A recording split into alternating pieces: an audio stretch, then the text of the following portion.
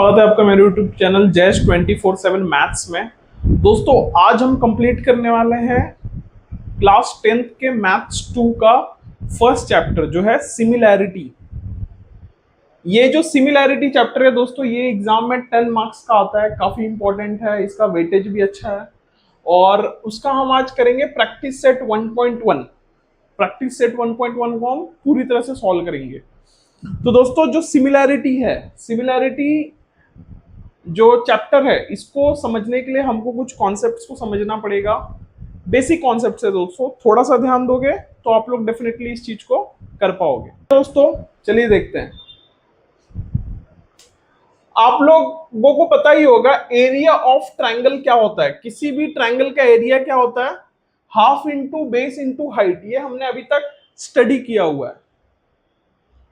अभी ये जो चैप्टर है सिमिलैरिटी का, जो प्रैक्टिस सेट 1.1 है, इसके अंदर हम एक्स्ट्रा क्या पढ़ेंगे? यहां पे हम निकालेंगे ratio of area of two triangles. Ratio का मतलब क्या होता है दोस्तों?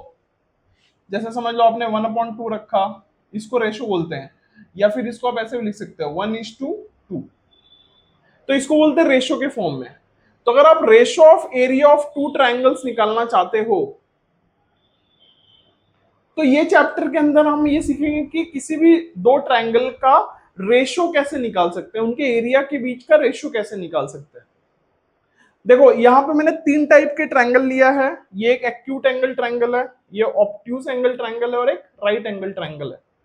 किसी भी ट्रायंगल के अंदर दो चीजें होती हैं दोस्तों, एक होता है उसका बेस और एक होता है उसका हाइट। एक्यूट एंगल में इसका बेस क्या हो जाएगा दोस्तों? BC। इसका हाइट क्या हो जाएगा? A। यहां पे एक पॉइंट दे देते हैं AD। ठीक है, तो ये जो है, मैं यहां पे आगे कंटिन्यू करता हूं। ये जो है, मैं फर्स्ट वाले कंडीशन की बात कर रहा हूं दोस्तों। इसको हम लोग कैसे लिख सकते हैं? Area of triangle ABC is equals to क्या आएगा? बोलो आप लोग। ये आ जाएगा हाफ इंटू बेस कितना है इसका? BC। हाइट कितना है इसका? A और D। ठीक है, अभी मैं इसी ट्रायंगल के अंदर अगर समझ लो इसको मैं कंपेयर करता हूं एक राइट एंगल ट्रायंगल के साथ, तो इसके साथ हम लिखते हैं, इसको रेशो के फॉर्म में हम लोग लिखेंगे। पहले हम लोग लिख लेते हैं इसका एरिया ऑफ ट्रायंगल क्या हो जाएगा? इसका एरिया ऑफ हो जाएगा area of triangle ABC is equals to half into base BC, और यहां पे हाइट कितना हो जाएगा? AB। ठीक है, अब इसको हम रेशो के फॉर्म में लिख लेते हैं। इसको रेशो के फॉर्म में लिखेंगे। रेशो मतलब 1/, समथिंग में कुछ लिखेंगे। तो यहां पे आप देखोगे ये जो हाफ हाफ है ये कैंसिल हो जाएगा, तो यहां पे क्या आ जाएगा? Therefore area of triangle ABC and area of triangle ABC is equals to BC into AD and BC into AB। एक चीज यहां पे ध्यान देखो दोस्तों, ये जो है ये बेस है और ये जो है हाइट है। तो इससे एक फॉर्मूला बनता है मैथ्स के अंदर, जिसको हम लोग ये बोलेंगे, क्या बोलेंगे? ये प्रॉपर्टी हमेशा जब भी आप सॉल्व करोगे तो आपको ये प्रॉपर्टी मेंशन करना है। क्या प्रॉपर्टी है? देखो मैंने स्टार मार्क करके रखा हुआ है। The ratio of area of two triangles, the ratio of area of two triangles is equals to the ratio of products of their bases and corresponding heights। तो ये हमारा एक फॉर्मूला बन गया। ठीक है, तो अब एक एग्जांपल के साथ हम इसको समझने की कोशिश करेंगे कि हमने जो यहाँ पे ये फॉर्मूला, ये प्रॉपर्टी बनाई है, ये कैसे वर्क करेगा। समझ लो, let B1 H1 and A1 be the base, height and area of first triangle respectively. Let B2 H2 A2 be the base, height and area of second triangle। तो क्या हो जाएगा? As per this, ratio of areas of two triangle is equal to the ratio of the product of their base and corresponding height. तो यहां पे क्या आ जाएगा, area of triangle first, area of triangle B, उसका ratio वो दोनों के बेस और हाइट के रेशो के इक्विवेलेंट होता है। ये कहां से हमको मिला है, यहां से मिला है। और ये हमेशा सॉल्व करते वक्त ये पूरा का पूरा एज इट इज लिखना पड़ेगा आपको, अगर आप नहीं लिखोगे तो मार्क्स कट जाएगा। ठीक है, तो इसमें देखो ये हमारा एक फॉर्मूला बन गया, क्या, area of triangle A1 and area of triangle A2 is equals to B1 into H1 B2 into H2, जहां पे B1 और H1 क्या है, A1 के ट्रायंगल का बेस और हाइट है, और B2 और H2 क्या है, A2 के ट्रायंगल का बेस और हाइट है। ठीक है, अभी देखो यहां पे एक दो कंडीशन आती है। पहला कंडीशन है if base of triangles are same, समझ लो दोनों ट्रायंगल है उसका बेस सेम है, बेस सेम है तो क्या होगा, देखो ये दोनों सेम हो गया तो ये दोनों कैंसिल हो जाएगा। तो इसमें area of triangle first and area of triangle two क्या आ जाएगा, is equivalent to the ratio of heights. ठीक है, तो यहां पे फॉर्मूला क्या बन जाएगा, यहां पे देखो इसमें इसमें क्या चेंजेस होंगे, the ratio of areas of two triangles is equals to the ratio of heights, the ratio of their heights, corresponding heights, because height क्या है, बिकॉज बेस क्या है, सेम है। सेकेंड वाली कंडीशन में देखो अगर हाइट सेम है, अगर हाइट सेम है तो क्या फॉर्मूला बनेगा, हाइट सेम है तो ये दोनों कैंसिल हो जाएगा तो सिर्फ बेस बचेगा। तो यहां पे फॉर्मूला क्या बन जाएगा, the ratio of areas of two triangle is equal to the ratio of corresponding bases, because उसका हाइट जो है वो सेम है। तो बस ये तीन प्रॉपर्टी के ऊपर हमको पूरा पूरा प्रैक्टिस सेट 1.1 कंप्लीट करना है। दोस्तों कोई कंफ्यूजन है कमेंट सेक्शन में बताइए, मैं उसको सॉल्व करने की कोशिश करूंगा। और मैं यहाँ पे एक और चीज एक्सप्लेन कर देता हूँ जो प्रॉब्लम सॉल्विंग के लिए भी आपको हेल्प करेगा और बाकी चीजों में भी हेल्प करेगा। वो चीज क्या है, यहाँ पे देखो मैंने तीन ट्रायंगल बना के रखा हुआ है, एक है ऑब्स्ट्यूज ट्रायंगल, एक्यूट ट्रायंगल और राइट एंगल ट्रायंगल। तो जो ऑब्ट्यूज ऑब्ट्यूज ट्रायंगल होता है दोस्तों, जैसे ये ऑब्ट्यूज ट्रायंगल है, इसका जो हाइट है वो ट्रायंगल के अंदर नहीं होता, वो ट्रायंगल के बाहर होता है, क्योंकि ये ऑब्ट्यूज है। तो यहाँ पे देखो मैंने डॉट डॉट से यहाँ पे दिखाया है, तो जहां पे हाइट क्या होगा, जहां पे वो उसको परपेंडिकुलरली टच करेगा। और एक्यूट एंगल में बेस और हाइट अंदर ही होते हैं, राइट एंगल ट्रायंगल में भी बेस और हाइट अंदर ही होते हैं। तो जस्ट ये एग्जांपल के लिए मैंने आप लोगों को दिखाया ताकि जब हम प्रॉब्लम सॉल्व करेंगे तो और अच्छे तरीके से इसको समझ पाएंगे। तो दोस्तों मैं आशा करता हूं आपको ये कॉन्सेप्ट समझ में आया होगा, क्योंकि इसी कॉन्सेप्ट के ऊपर हम प्रैक्टिस सेट 1.1 को पूरी तरह से सॉल्व करने वाले हैं। तो चलिए शुरू करते हैं प्रैक्टिस सेट 1.1 के फर्स्ट क्वेश्चन के साथ। और अगर आप लोगों को कुछ डाउट आ रहा है तो मुझे कमेंट सेक्शन में बताइए, मैं डेफिनेटली आपको रिप्लाई करूंगा। तो दोस्तों प्रैक्टिस सेट 1.1 का क्वेश्चन नंबर फर्स्ट हम सॉल्व करने जा रहे हैं, चलिए देखते हैं। दोस्तों मैं पूरा क्वेश्चन नहीं लिखूंगा क्योंकि काफी टाइम लगता है, मैं इसको रीड करूंगा, आपको भी साथ में रीड करना है और यहाँ पे हमको उसमें से एक्सट्रैक्ट करना है। क्या है देखो question, base of a triangle is 9 and height is 5। कोई तो ट्रायंगल है जिसका बेस 9 है और हाइट 5 है। दूसरा क्या कंडीशन दिया है, base of another triangle is 10 and height is 6, find the ratio of areas of this triangles. तो अभी हम लोग ये केस में क्या कर देंगे, let B1, H1 and A1 be the base, height and area of first triangle।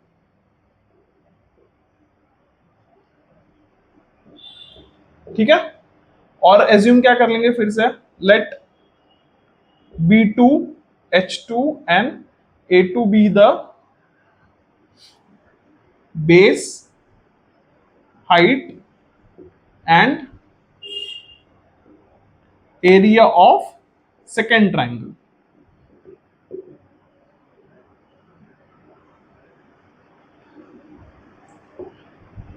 Since the, ये देखो ये मैं प्रॉपर्टी लिख रहा हूं, ये लिखने के बाद ही आप वो फॉर्मूला अप्लाई कर सकते हो।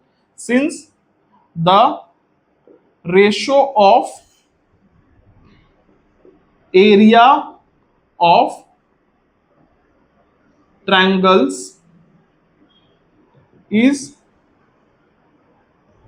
the ratio of area of triangle is equal to the product of the product of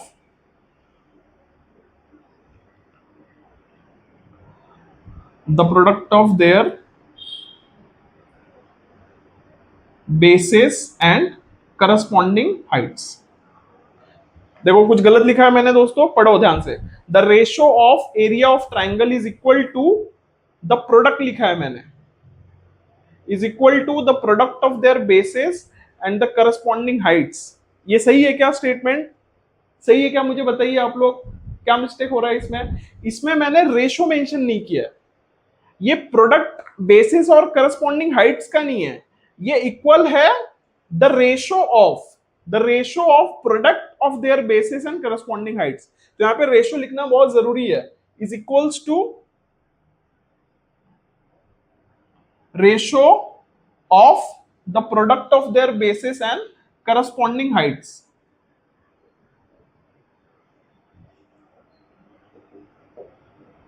ये ध्यान में रखो, दोनों रेशो में बात हो रही है, दोनों ट्रायंगल के एरिया का रेशो निकालोगे तो वो इक्विवेलेंट है किसके? उस ट्रायंगल के base into height upon base into height second वाले ट्रायंगल के। तो रेशो मेंशन करना बहुत जरूरी है। यहां पे देखेंगे हियर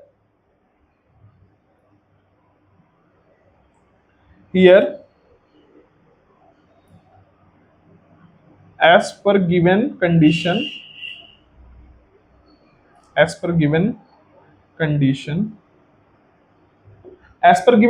या फिर as per first triangle.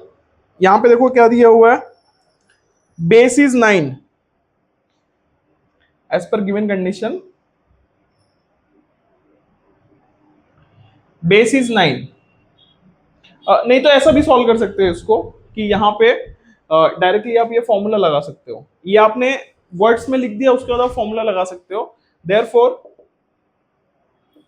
A1 upon A2 is equals to B1 into H1 upon B2 into H2। ठीक है, ये कहां से मिला मुझे? यहां से मिला। अब यहां पे आप B1 H1 का वैल्यू रख सकते हो। Therefore A1 upon A2 is equals to, B1 कितना है? B1 है देखो कंडीशन के हिसाब से 9 है। H1 कितना है? H1 कंडीशन के हिसाब से 5 है। फिर दूसरे वाले ट्रायंगल में B2 कितना है? 10 और उसका हाइट कितना है? 6। तो यहां पे कितना आ जाएगा? 9 5 45 60। आप 5 से डिवाइड करोगे तो जाएगा 5 9 45 12। फिर 3 से करोगे तो भी जाएगा 3 3 3 4 तो ये कितना आ गया? 3/4। ये कितना आ गया? 3/4। तो आप लोग उसको ऐसे लिख सकते हो, the ratio of, therefore the ratio of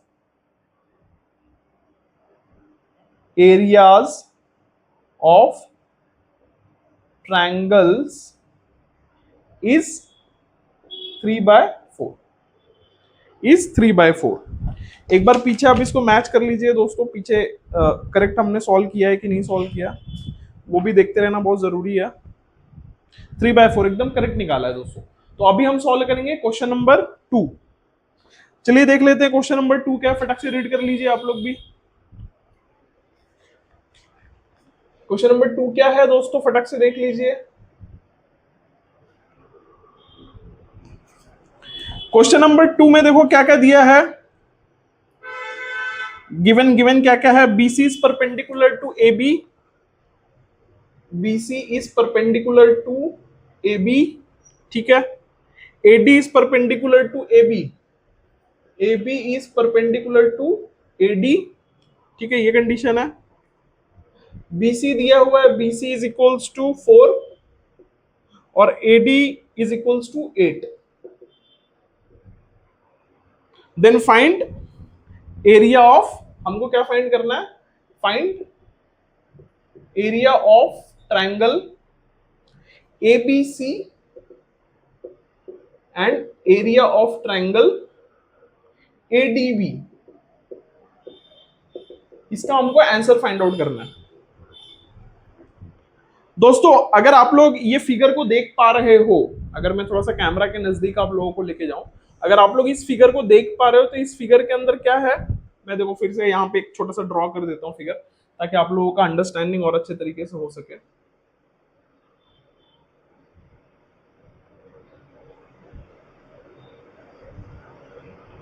यह है ABC और D, ठीक है, ये फिगर है। तो अभी हम क्या लिखेंगे, हमारे फॉर्मूले के हिसाब से सबसे पहले ना हम इस ट्रायंगल का रेशो वाला यहां पे हम ये लिखना बहुत जरूरी है। Solution,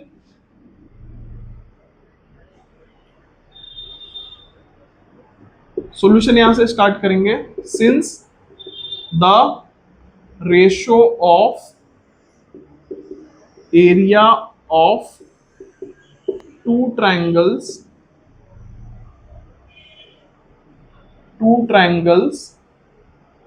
is equal to the ratio of product of their bases and corresponding heights। ठीक है, ये हमने लिख दिया। तो यहां से क्या हो जाएगा, ये therefore area of triangle ABC and area of triangle ADB, ये कितना हो जाएगा, देखो ध्यान से, एरिया ऑफ ट्रायंगल ABC की बात कर रहे हैं। ABC कहाँ है दोस्तों, ये है मेरा A, B और C। तो इसके अंदर हमारा जब फॉर्मूला लगेगा तो हमारा फॉर्मूला क्या हो जाएगा, इसके अंदर बेस हम क्या कंसीडर करेंगे, देखो BC जो है, BC जो है वो परपेंडिकुलर है AB के, तो BC हमारा बेस हो गया और AB क्या हो गया हमारा, क्योंकि परपेंडिकुलर है ना, तो परपेंडिकुलर है तो ये हमारा हाइट हो जाएगा। ये क्या हो जाएगा हमारा बेस और ये क्या हो जाएगा हमारा हाइट। इतना हमेशा याद रखना दोस्तों, किसी भी ट्रायंगल के अंदर बेस जो है उसके ऊपर जो परपेंडिकुलर लाइन जाएगी वो परपेंडिकुलर लाइन ही उस बेस की हाइट होगी, उस बेस की हाइट होगी, उस ट्रायंगल की हाइट होगी, ऐसा बोल सकते हो आप।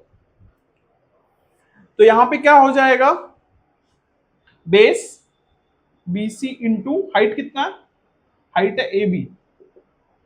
नीचे वाले केस में देख लेते हैं, ADB में देखो आप लोग मुझे बताइए, ADB एक मेरा ट्रायंगल है, इसके अंदर देखो AB is perpendicular to AD, तो AD मेरा क्या हो गया, बेस, ये बेस हो गया और ये वाली लाइन क्या होगी, मेरी हाइट होगी।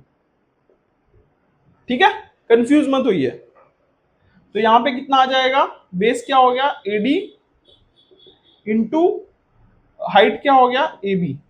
देखो यहां पे आप अगर ध्यान दोगे तो ये वाले केस में ये वाला जो ट्रायंगल है, ये जो दोनों ट्रायंगल है, ये दोनों ट्रायंगल का जो हाइट है वो सेम है, क्योंकि AB सेम है यहां पे, तो AB चला गया। तो इसका आंसर कितना आ जाएगा, देखो BC का वैल्यू दिया हुआ है, BC का वैल्यू है 4, AD का वैल्यू है 8, तो 4/8 कितना आ जाएगा, 1/2 since BC is equals to 4 and AD is equals to 8। Easy है, इजी है, कोई इतना डिफिकल्ट नहीं है। अगर डिफिकल्टी आ रही है तो कमेंट करिए, मैं बताता हूं आपको, वहां पे सॉल्व करेंगे। बस इतना ध्यान रखो दोस्तों, कभी भी जब आप इस टाइप के रेशोज, रेशो ऑफ एरिया अगर आप निकाल रहे हो किसी भी ट्रायंगल का, किसी भी दो ट्रायंगल का, तो ये लिखना बहुत जरूरी है। Since the ratio of area of two triangle is equals to the ratio of product of their bases and corresponding heights।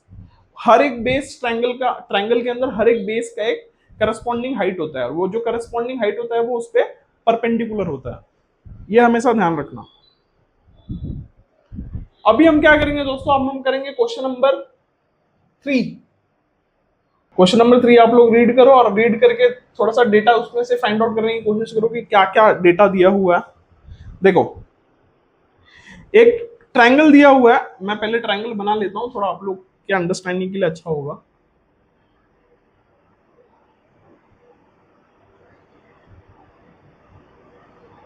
ठीक है,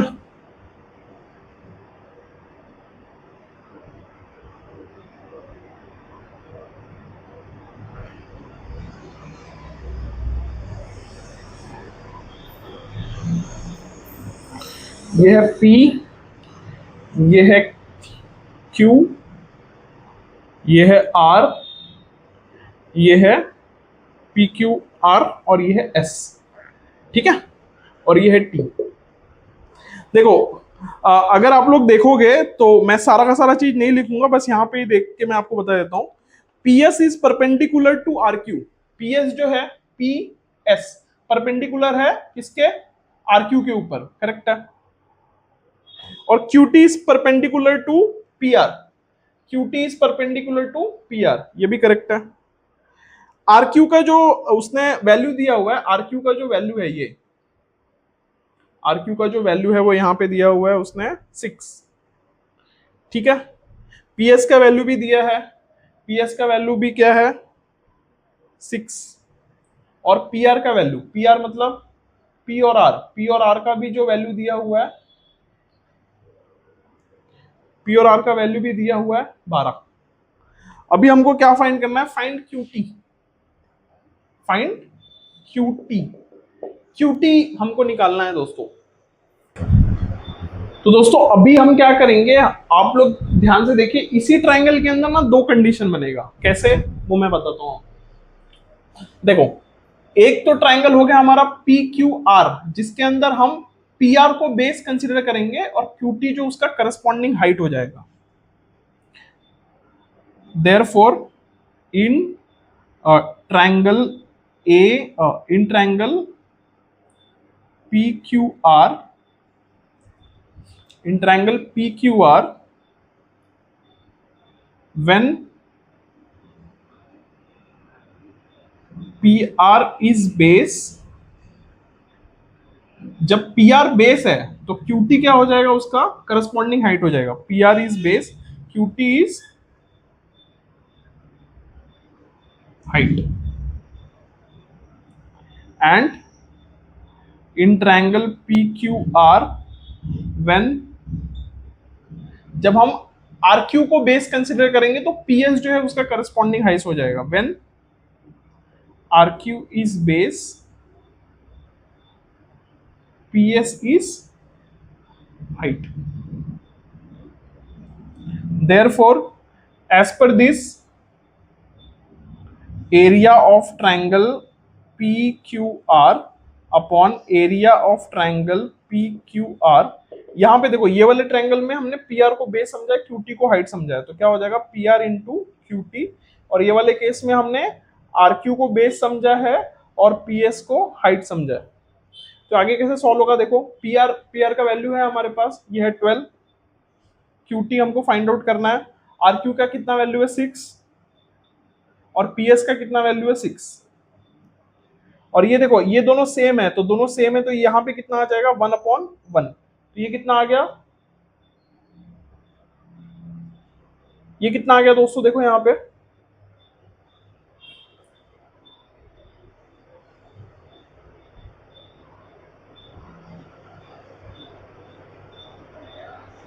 6 2 12, 2/6। तो फिर इसका 2 1 2, 2 3 6।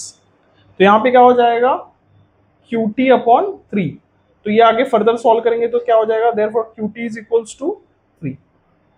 और ये यूनिट्स में लिखना, ये यूनिट्स में लिखना, क्यों क्यों यूनिट्स में लिखना है, क्योंकि QT क्या है, QT जो है ये हाइट है, तो हाइट का कुछ ना कुछ वैल्यू होगा, हाइट का कुछ ना कुछ वैल्यू होगा, वो 1 यूनिट या 2 यूनिट।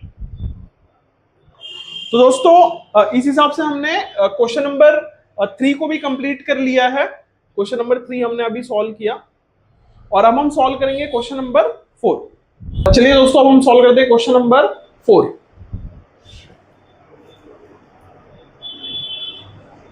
दोस्तों मैं आशा करता हूं कि आप लोगों को मेरा वीडियो अच्छा लगा होगा। दोस्तों अगर आप लोग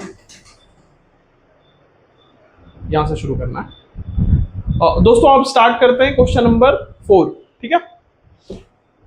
और दोस्तों आप लोग मुझे कमेंट करके जरूर बताइए कि आप लोगों को मेरा ये जो लेक्चर है वो कैसा लग रहा है, और अपने दोस्तों के साथ भी शेयर कीजिए ताकि वो लोग भी बहुत जल्दी अच्छे तरीके से सीख सके। देखो गिवन क्या है, गिवन क्या क्या है सबसे पहले देख लो आप। क्वेश्चन नंबर हम 4 कर रहे हैं। गिवन है AP is perpendicular to BC, ठीक है, and AD is parallel to BC. AD is parallel to BC. Find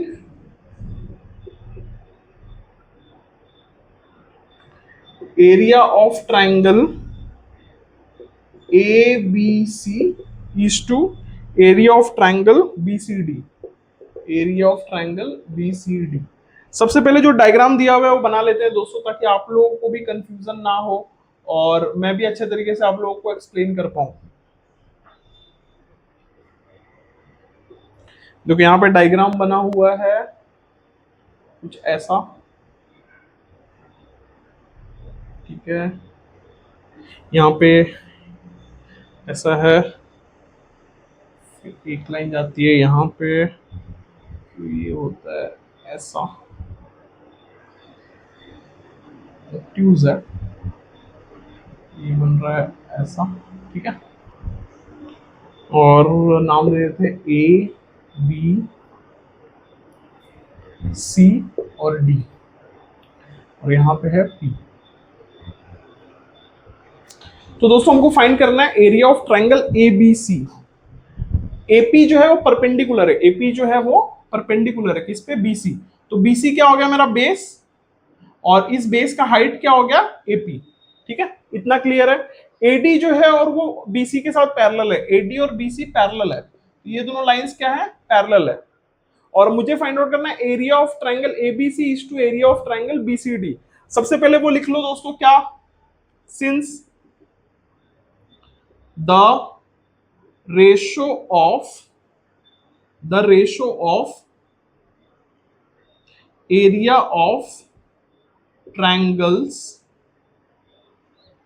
is equal to the ratio of products of their bases and the products of their bases and corresponding heights. दोस्तों ये मैं skip नहीं कर रहा हूं क्योंकि ताकि आप लोग भी इसको स्किप ना करो और इसको सॉल्व करते रहो, इसको लिखते रहो, बिकॉज ये नहीं लिखोगे दोस्तों तो आपका मार्क्स कट जाएगा, इतना ध्यान में रखना, ये लिखना बहुत जरूरी है। तो यहां पे क्या हो जाएगा, therefore the area of triangle ABC and area of triangle BCD is equals to ABC। देखो कैसा है, ABC कैसा है, ये A हो गया, ये ABC, तो ABC हम करेक्ट कर रहे हैं ना दोस्तों, कुछ डाउट है? हाँ, एक लाइन मैंने नहीं खींचा है, वही मैं बोला ये ऐसे क्यों हो रहा है, राइट। तो एरिया ऑफ ट्राइंगल ABC, ये ABC हो गया दोस्तों। तो BC जो है उसका बेस है और AP उसके ऊपर परपेंडिकुलर है, तो ये कितना हो जाएगा, BC इंटू AP। और नीचे क्या आ जाएगा, देखो एरिया ऑफ ट्राइंगल BCD कहां पे है, BCD ये वाला ट्राइंगल है दोस्तों, BCD, ठीक है, BCD। आप देखोगे तो ये एक ऑब्ट्यूज एंगल बन रहा है दोस्तों। तो ऑब्ट्यूज एंगल बनने की वजह से जो बीसी इसका बेस बनेगा, लेकिन इसका हाइट बाहर आएगा। तो हाइट कहां पे आएगा, यहां पे आएगा समथिंग। ये आपके अंडरस्टैंडिंग के लिए मैं बता रहा हूं। हाइट जो है वो बाहर आ जाएगा। तो सबसे पहले उसका बेस ले लेते हैं, बीसी इंटू, यहां पे आप ऐसे लिख सकते हो हाइट ऑफ ट्राइंगल बीसीडी, या फिर ऐसे भी लिख सकते हो height of base BC.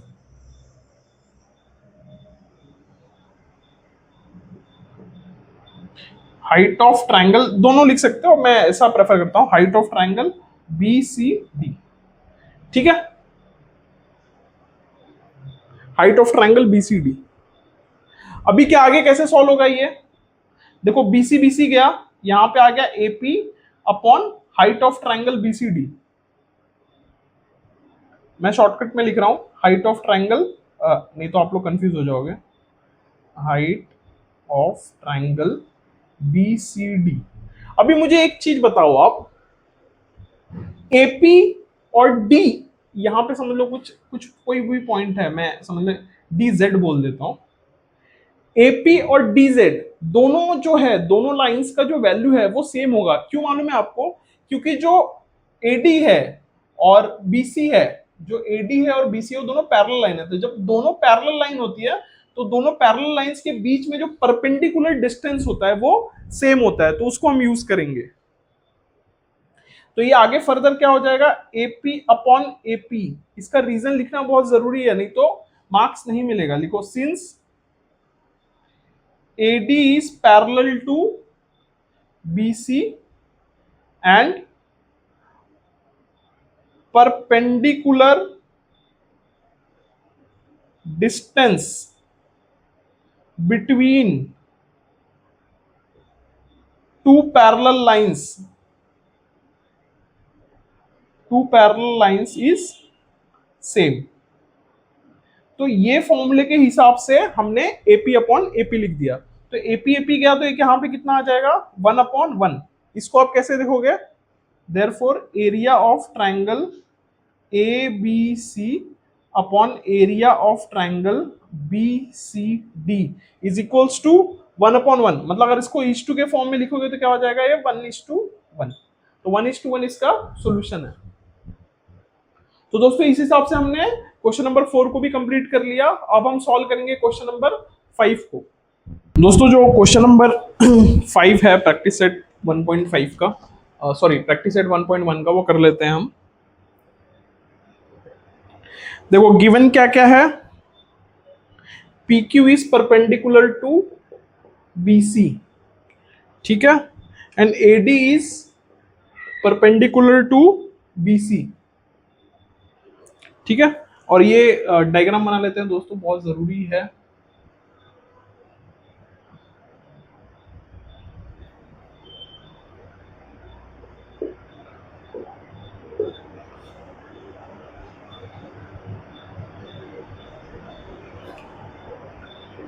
A B C D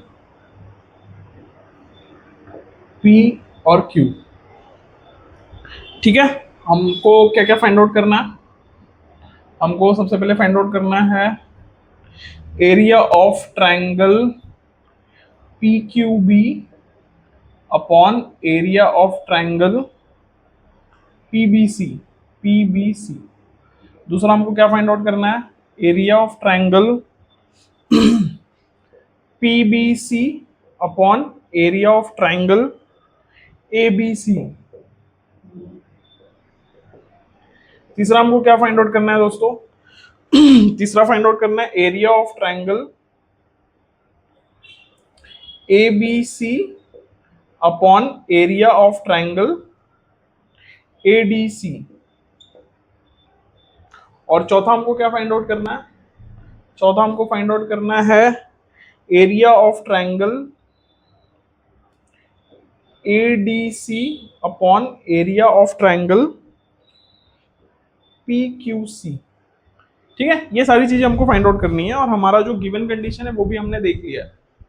तो सबसे पहले जब भी सॉल्यूशन की स्टार्ट करना है दोस्तों, आप लोगों को पता है किस चीज से शुरू करना है,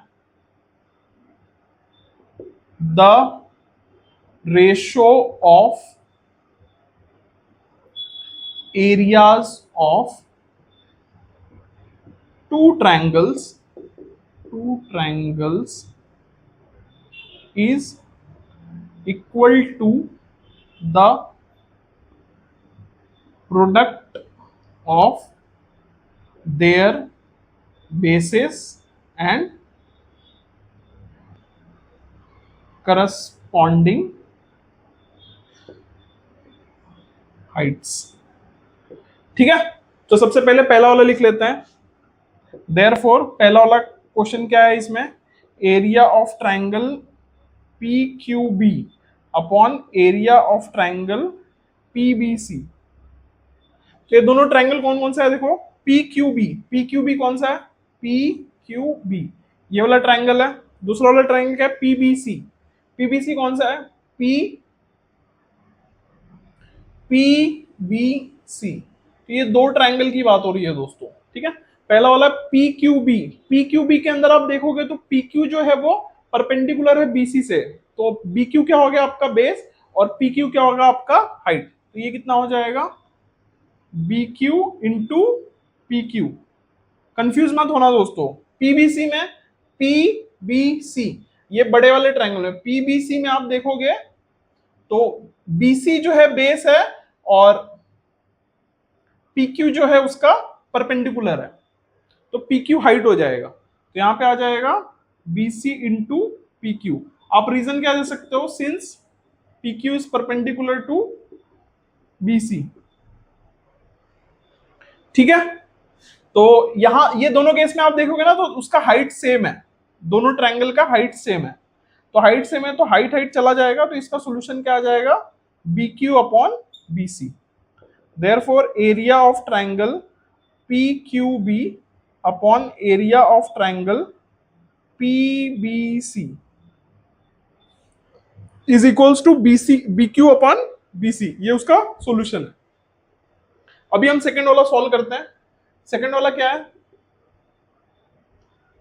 area of triangle PBC upon area of triangle ABC. यहां पे आप देखोगे तो ट्रायंगल पीबीसी के अंदर बीसी बेस है, पीक्यू उसका क्या है, पीबीसी में बीसी बेस है, पीक्यू उसका हाइट है। तो यहां पे आ जाएगा बीसी इंटू पीक्यू। और नीचे क्या आ जाएगा दोस्तों, एबीसी में एबीसी, देखो अब ये बड़ा वाला ट्रायंगल बन गया, एबीसी ए बी और सी ये बड़ा वाला ट्रायंगल। तो एबीसी के अंदर बीसी बेस हो गया और इसका हाइट क्या हो गया, एडी। यहां पे आप रीजन ले सकते हो, since AD is perpendicular to BC. और यहां पे एक चीज आप ध्यान से देखोगे ना दोस्तों, क्या पीबीसी में और एबीसी में दोनों का बेस सेम है, तो दोनों का बेस सेम है तो बेस बेस गया। तो यहां पे क्या आ जाएगा solution, therefore area of triangle PBC upon area of triangle ABC is equals to PQ upon AD, PQ upon AD. ये दूसरे का सॉल्यूशन हो गया। तीसरा वाला कर लेते हैं। थर्ड वाला है area of triangle ABC upon area of triangle ADC. तो ये देखो कैसे सॉल्व करेंगे, एबीसी में बीसी बेस हो गया, एडी हाइट हो गया, तो BC into AD upon triangle ADC में एडीसी देखो अब ये वाला ट्रायंगल है, ये वाला ट्रायंगल है, तो डीसी इसका बेस हो गया और एडी उसका हाइट हो गया, तो डीसी बेस हो गया, एडी उसका हाइट हो गया। और यहां पे एक चीज और ऑब्जर्व करोगे आप, क्या एबीसी में एडी हाइट है और एडीसी में भी एडी हाइट है, तो एडी एडी गया, तो इसका सॉल्यूशन क्या आ जाएगा, BC upon DC. Therefore area of triangle ABC upon area of triangle ADC, ये उसका सॉल्यूशन हो गया। अभी फोर्थ वाला देख लेते हैं दोस्तों। फोर्थ वाला क्या है, हमको फाइंड आउट करना है area of triangle ADC upon area of triangle PQC। तो ADC आप देखोगे तो ADC में DC बेस हो गया, AD हाइट हो गया, तो DC इंटू AD। और PQC में PQC देखो PQC ये वाले में QC आपका बेस हो गया और PQ इसका हाइट हो गया, तो QC इसका बेस हो गया और PQ इसका हाइट हो गया। ये फर्दर नहीं सॉल्व होगा दोस्तों, इसके अंदर बेस भी डिफरेंट है और हाइट भी डिफरेंट है, तो ये एज इट इज रहेगा। समझ गया? तो दोस्तों इस हिसाब से हमने मैथ्स 2 का चैप्टर 1 का सिमिलैरिटी का प्रैक्टिस सेट 1.1 को पूरी तरह से कंप्लीट कर लिया है दोस्तों। अगर दोस्तों आप लोगों को मेरा ये वीडियो पसंद आया तो मेरे वीडियो को लाइक कर दीजिए, मेरे चैनल को सब्सक्राइब कर दीजिए दोस्तों, और अपने दोस्तों के साथ भी शेयर कीजिए और बने रहिए मेरे चैनल के साथ, क्योंकि मैं जयेश आपके साथ महाराष्ट्र बोर्ड के 10th का मैथ्स 1 और मैथ्स 2 फुल सॉल्व करने वाला हूँ, सारे के सारे चैप्टर सॉल्व करने वाला हूँ, तो ताकि आप लोगों का रिवीजन भी हो सके, आप और अच्छे तरीके से मैथमेटिक्स को समझ सके। और इसके साथ में दोस्तों अगर आप लोगों को कुछ डाउट है तो आप लोग मुझे कमेंट सेक्शन में भी पूछ सकते हो। और सेकेंडली अगर आप लोग चाहते हो मुझसे लर्न करना, मुझसे पढ़ना, तो आप लोग मेरे डिस्क्रिप्शन में जाओगे तो वहां पे आपको मेरा व्हाट्सएप नंबर मिलेगा, तो आप लोग मुझे व्हाट्सएप कर सकते हो, और व्हाट्सएप करने के बाद मैं आप लोगों के साथ जूम कॉल पे या फिर ऑनलाइन में आप लोगों को टीच कर सकता हूँ, मैथमेटिक्स के अंदर गाइड कर सकता हूँ। तो दोस्तों thank you for watching my video, और मिलते हैं अगले वीडियो में, तब तक के लिए बाय बाय दोस्तों।